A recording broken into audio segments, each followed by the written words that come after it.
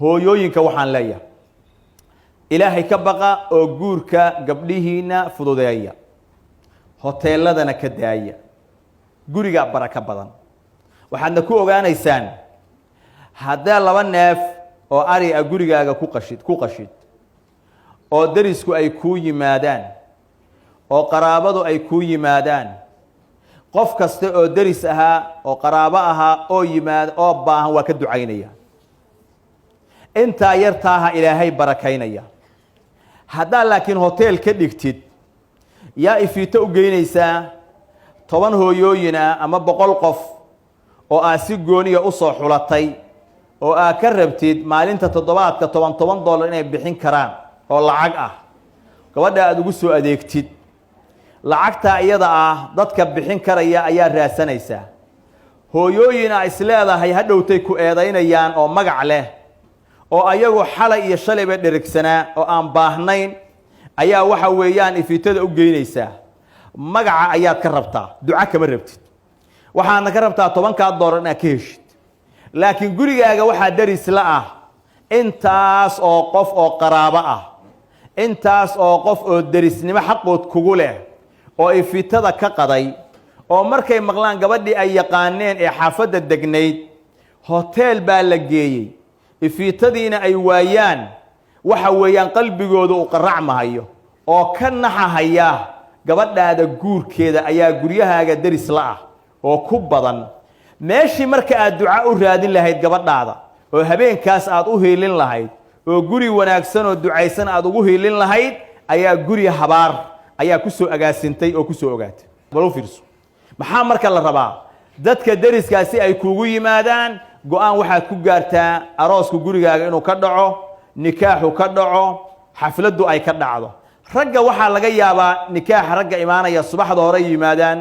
20 meelahaas qof ama 30 qof baa isku timaado oo rag ah ayagu muusig iyo fisqi kala ma yaqaanaan kelimada nikaaxa iyo kelimad wacdi ah odayaasha halka ku qaxweeya intaas ay ku kooban tahay laakiin fasaadka waxa xambaarsan oo dambiga xambaara dadka ugu badanna ah waa dumarka haddii guriga lagu xakameeyo oo guriga lagu celiyo xaqiiqo waxa ah ducada ay ku duceeyaan qaraabada iyo darisku gabadhaada inuu ka muuqanahayo gurigaagana uu ka muuqanahayo dad iyo duunyana ilaahay idin barakaynayo hadoo lacagtii ay taalo xoolihii la haysto ayaa ilaahay barakada ka qaadaya dadna ayagoon wax badan haysanin baa ilaahay subxaanahu wa tacaala uu barakaynaya arrintaa guryaha lagu soo celiyo waa dardaaran muhim ah hadday dhacdo hotel in la tago hooyada gabadha dhashay waa inay kala dagaalantaa gabadheeda inay waxa weeyaan inta la soo qaawiyo sidaas iyo sidaa ay isku ruuxdo heesaha noocaasi meesha ay ka dhacaan waa inay kala dagaalantaa maxaa yeelay waxaa dhici karta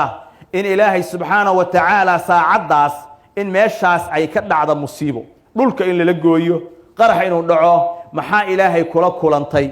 waxaa dhimatay oo naftu ay kaa baxday adoo isruuxaysid oo niikinaysid niman ajaanib oo ku dhex jira gabadhiyo maxaasinteedii bannaanka soo dhigtay ayaa ilaahay la kulmaysaa cisyaanka noocaasana waa khaatumo xumo nas'al allaha salaamata walcaafiya khaatumo xumo khatar ah weeye arrintaasina aad bay u badan tahay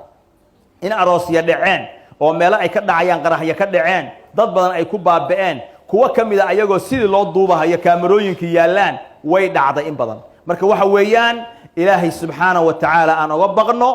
gabdhaheenna mas-uuliyad baa inaga saaran ilaahayna aakhire ina weydiinahayo gabadhu waxay rabtaa dhaldhalaalka beenta ah adigu marka haddaad noqotid qof waxay rabta raba waa lunsan tahay ayaduna waa lunsan tahay waa inaad noqotaa qof raba sharciga ilaahay waxa uu rabo waa inaad noqotaa mowqifka istaag hooyo waxaa noqonaysaa karti leh hooyo waxaa noqonaysaa go'aan leh hooyo waxaa noqonaysaa qoyskeeda ka adag